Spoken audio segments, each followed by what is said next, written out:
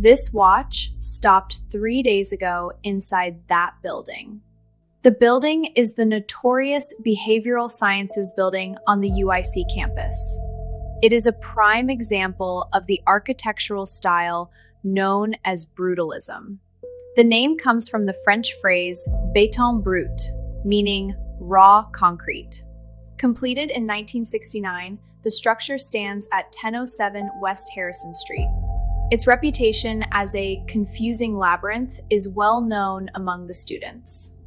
The university's own social media even acknowledges the building's confusing layout. Students report needing 30 extra minutes just to locate their classroom.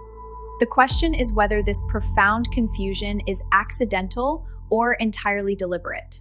The architect was Walter Netsch of Skidmore, Owings and Merrill, or SOM.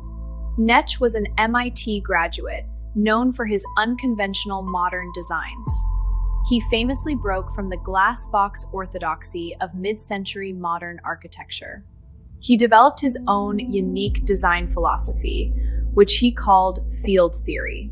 This theory used rotated and superimposed squares to generate complex architectural forms. The Behavioral Sciences building was the ultimate expression of this radical philosophy. Netsch himself considered this building his most sophisticated field theory design. He engineered a structure intended to challenge the very perception of space. The result is a building that feels fundamentally alien to human intuition. This has given rise to a strange urban legend among architecture students. They call it the field theory paradox, a frightening local hypothesis. The legend states Netsch's theory could physically warp space-time within the building. His work has been described as both bewildering as well as brilliant. Architect Stanley Tigerman said Netsch's buildings create wonderment in every sense. I became obsessed with proving this paradox was more than just a myth. My objective was to locate the epicenter of this theoretical spatial anomaly. I assembled a kit of specialized equipment to survey the entire building. This included electromagnetic field meters and high-precision atomic clocks for timing. I also brought multiple GPS trackers to monitor my precise location.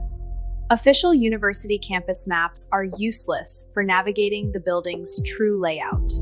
The structure is a 4-story concrete mass, standing 48 feet high.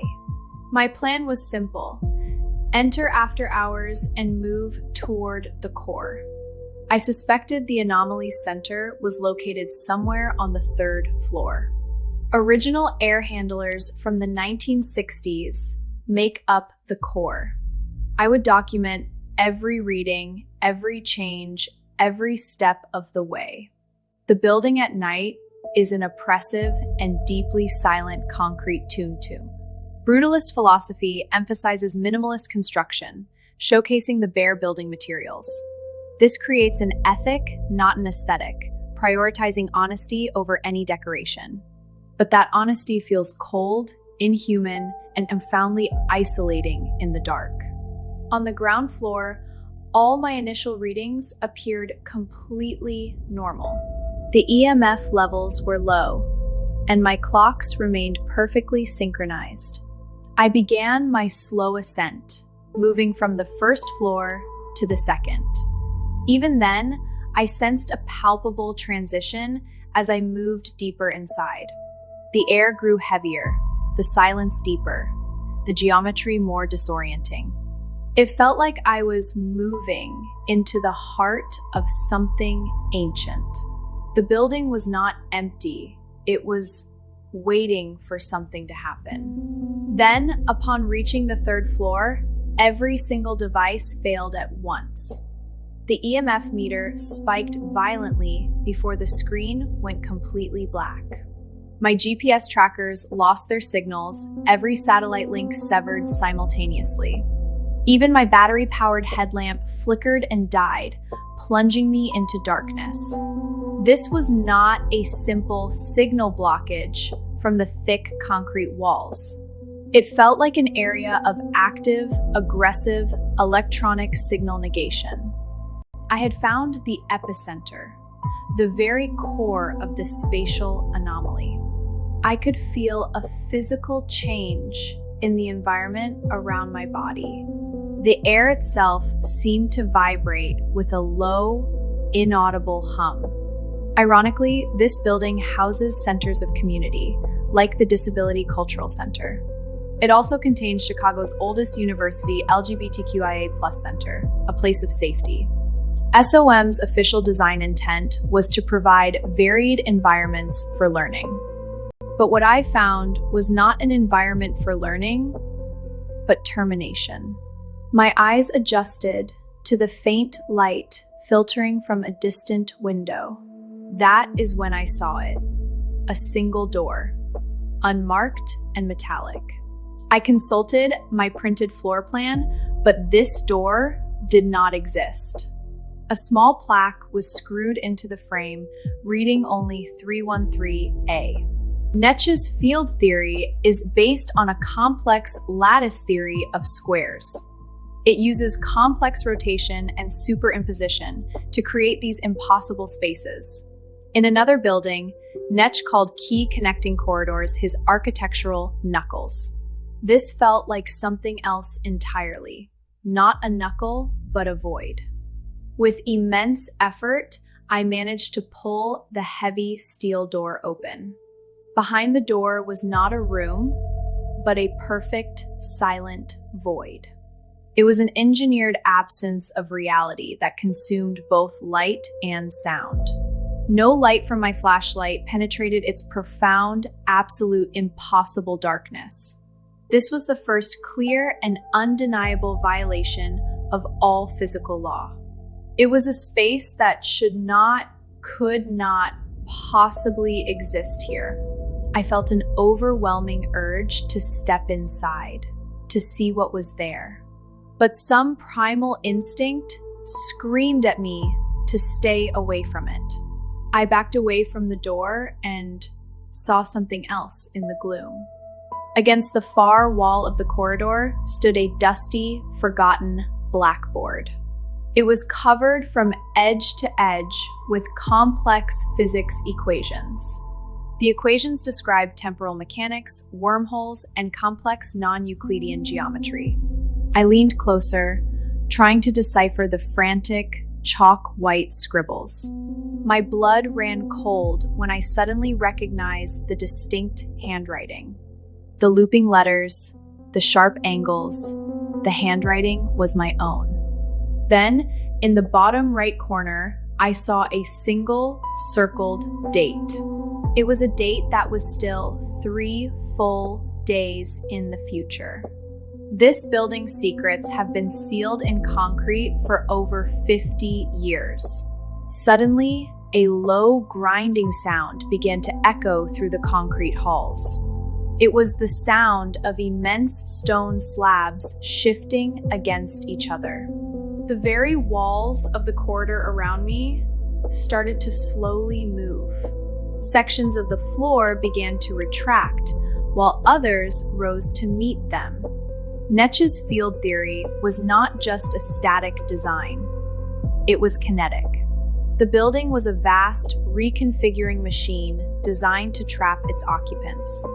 My escape became a desperate race against a collapsing, changing architectural map. The building's massive, fortress-like forms now felt truly oppressive and dystopian. Critics noted the design prioritized theory over the practical needs of students. I ran blindly as the very concept of direction became meaningless. The next thing I remember is waking up on the university quad. The morning sun was bright, and students were walking to their classes. I had absolutely no memory of the last 3 days of my life. My entire kit of expensive electronic survey equipment was completely gone. All I had left was my watch, its glass face shattered. The hands were frozen at the exact moment the grinding sound began. Walter Netsch died on June 15, 2008, at the age of 88. He took the full and complete explanation of his theories to the grave. Before becoming a famous architect, he served in the Army Corps of Engineers. He knew how to build things that were designed to last forever. And he knew how to build things that were meant to contain.